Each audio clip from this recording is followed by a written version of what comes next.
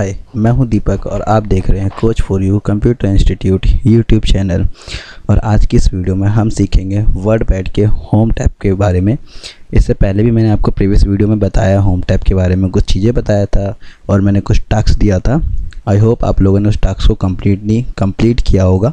ठीक है, तो आज हम चलते हैं अपने नई चीज़ें सीखने की तरफ। तो अपना वर्डपैड को ओपन कर लेते हैं। विंडो आर दबाया मैंने। ठीक है, इस रन कमांड के अंदर मैंने लिखा वर्डपैड और मैंने ओके किया। जैसे मैंने यहाँ से ओके किया तो हमारा जो वर्डपैड सॉफ्टवेयर है वो ओपन हो चुका है। ठीक है, सबसे पहले मैं आपको इस पैराग्राफ टैग के अंदर कुछ चीज़ें रह गए थे उसको एक्सप्लेन करता हूँ। देन उसके बाद मैं आपको बताऊँगा कि आपको क्या होमवर्क है और क्या करना है।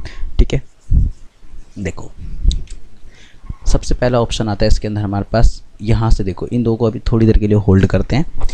इसके बाद ये वाला ऑप्शन देखो, ये हमारा बुलेट्स है। ठीक है, बेसिकली यहाँ पे ऑप्शन आ रहा है स्टार्ट लिस्ट, लेकिन है ये बुलेट्स हमारा। ठीक है, तो आप इस ड्रॉप डाउन आइकन पे जब आप क्लिक करेंगे, ड्रॉप डाउन आइकन पे क्लिक करेंगे तो देखोगे यहाँ पे काफ़ी सारे बुलेट्स आ रहे हैं। जैसे डॉट आ गया, 1 2 3 आ गया, फर्स्ट सेकंड ABCD, कुछ इस तरीके से बुलेट्स आ रहे हैं। ठीक है, कैसे यूज़ होगा इसका, जैसे मैं यहाँ पे कुछ बनाता हूँ, देखना।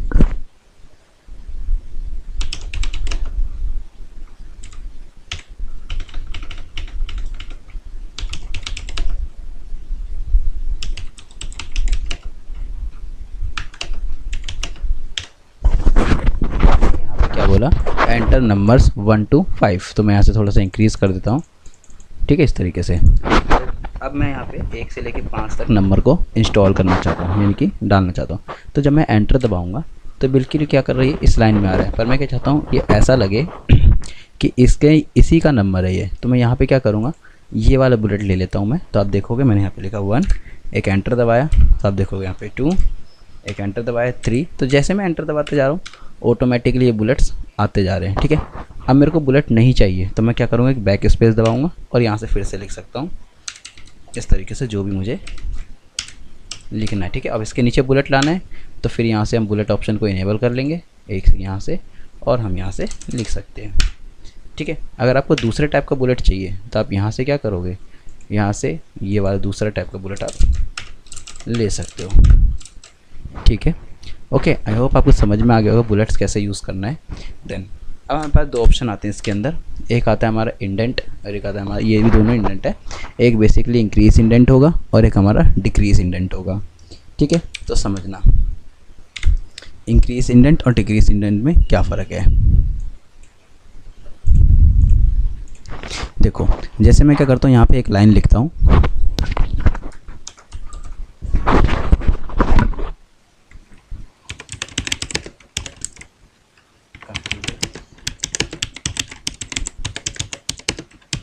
Electronic machine. ठीक है, एक लाइन और लिखा मैंने,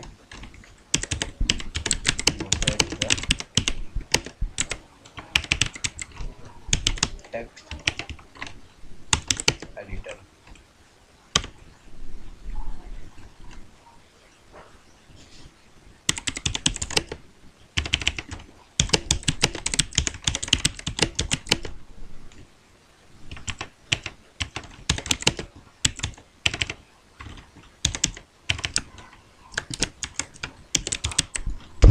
तो मैंने कुछ ये लाइंस लिखी है, जैसे कि मैंने क्या लिखा लाइन में, computers and electronic machine, notepad is a text editor, Delhi is capital of India.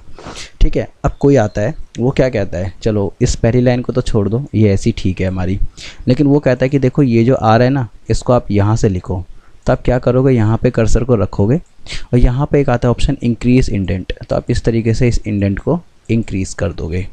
ठीक है, और इंक्रीज़ करना है तो आप इस तरीके से इंक्रीज़ कर देना। अगर आपको इसको थोड़ा इधर भेजना है तो आप यहाँ से इंक्रीज़ इंडेंट कर देना।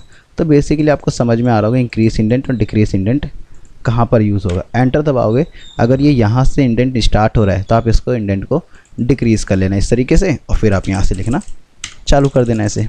ठीक है, आई होप आपको समझ में आ गया होगा इंक्रीज़ इंडेंट और डिक्रीज़ इंडेंट। ठीक है, देन इसके बगल में एक ऑप्शन आता है हमारे पास लाइन स्पेसिंग। ठीक है, इस लाइन स्पेसिंग में क्या है कि अगर आपको इसके अंदर जैसे वाइट स्पेस आ रहा है तो यहाँ पे जब हम लिख रहे हैं तो देखो इसके बीच में स्पेस ज़्यादा आ रहा है। अगर आपको स्पेस कम करना है, ठीक है, तो आप यहाँ से क्या करोगे 1.0 लगाओगे तो देखो थोड़ा सा कम हो गया।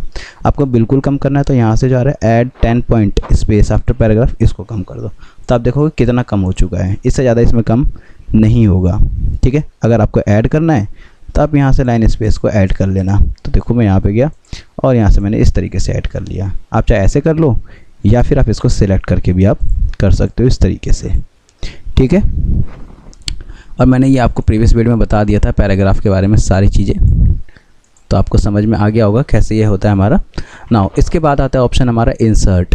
इस इंसर्ट के अंदर कुछ चीज़ें होती है, जैसे अगर हमें कोई अलग सॉफ्टवेयर से हमें कोई फाइल बनानी है और यहाँ पे लेकर आना है, मतलब वर्डपैड के ऊपर लाना है हमें अलग सॉफ्टवेयर से, तो क्या करेंगे उस केस में हम। तो यहाँ से जैसे मेरे को पहले पिक्चर लाना है तो पिक्चर पर क्लिक किया मैंने पिक्चर को सिलेक्ट किया और पिक्चर हमारी आ गई, ठीक है।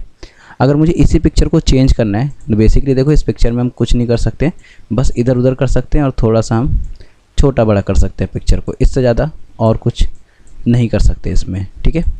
यहाँ से अगर पिक्चर को चेंज करना है तो आप यहाँ पे क्लिक करोगे, चेंज पिक्चर पे क्लिक करोगे, यहाँ पे एक पिक्चर सेलेक्ट करोगे और उसकी जगह पर ये वाली पिक्चर आ जाएगी, ठीक है। देन यहाँ से अगर आपको पिक्चर को रिसाइज करना है तो रिसाइज पे क्लिक करोगे, यहाँ पॉपअप खुल जाएगा, MS पेंट जैसा है बिल्कुल, ठीक है। आप यहाँ से अपना साइज़ जो भी बता सकते हो और पिक्चर को रिसाइज कर सकते हो, ठीक है। नाउ इसके नीचे जस्ट यहाँ पर देखोगे तो पेंट ड्राइंग, तो इस पर जब मैं क्लिक करूँगा तो हमारा MS पेंट ओपन हो जाएगा। अब एक चीज़ ध्यान रखना कि जब इतने पे ही आपको करोगे तो ही हमारा यहाँ पे शो होगा। तो हम क्या करेंगे इसके लिए, यहाँ से जूम कर लेंगे ऐसे, और यहाँ से अगर मैं कोई चीज़ बनाता हूँ, लाइक मैं यहाँ पे क्या करता हूँ, इस तरीके से मैंने कुछ लिखा और मैं यहाँ पे सेव करने की ज़रूरत नहीं है। हम यहाँ पे सिर्फ क्या करेंगे, क्लोज़ करेंगे और देखोगे यहाँ पर हमारा ये आ जाएगा, ठीक है। अगर आपको डेट एंड टाइम इंसर्ट करना है तो आप यहाँ से डेट एंड टाइम का फॉर्मेट सेलेक्ट करो और डेट एंड टाइम हमारी इंसर्ट हो जाएगा, ठीक है। कर्सर ध्यान रखना कहाँ कर्सर है। और अगर आपको कुछ जैसे एक्सेल की फ़ाइल हो गया या कुछ और अलग से आपको इंसर्ट करना है तो आप यहाँ से जाओ और यहाँ पे जैसे एक्सेल की शीट निकाल सकते हो आप लोग यहाँ से इस तरीके से, और यहाँ से हमारी एक्सेल खुल जाएगा, ठीक है। और एक्सेल का यहाँ पे एंट्री लगाओगे, आप एक्सेल की एंट्री लगाओगे, ठीक है। और जैसे आप क्लोज़ करोगे तो आप देखोगे एक्सेल की मेन एंट्री यहाँ पर हमारी टेबल के रूप में आ रही है, ठीक है। एंड आपको ये सारे ऑप्शन आते हैं फाइंड, रिप्लेस, सेलेक्ट ऑल। तो इसकी आप लोग को खुद प्रैक्टिस करना है। फाइंड मतलब होता है इसमें से कौन सा टेक्स्ट फाइंड करना है, रिप्लेस मतलब होता है टेक्स्ट को रिप्लेस करना, और सेलेक्ट ऑल का मतलब कंट्रोल A, ठीक है। तो जो आपका टास्क रहने वाला है, मतलब आपको होमवर्क जो रहने वाला है वो होमवर्क है आपको ये वाला एक रिज्यूम बनाना है। क्या बनाना है, ये रिज्यूम बनाना है आपको, देख लो एक बार अच्छे से, ठीक है। मैं ये इसकी PDF लिंक डाल दूंगा, लेकिन अगर आपको स्क्रीनशॉट लेना है तो पहले आप स्क्रीनशॉट ले लो इसका, ठीक है। तो मैं इसको पहले जूम कर देता हूँ, अब इसका स्क्रीनशॉट ले लो, ठीक है। ओके, तो ये रिज्यूम आपको कुछ ऐसा दिखने वाला है।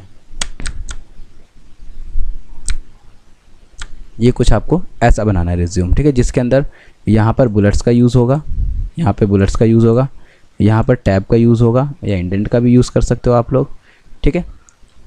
तो मिलते हैं नेक्स्ट वीडियो।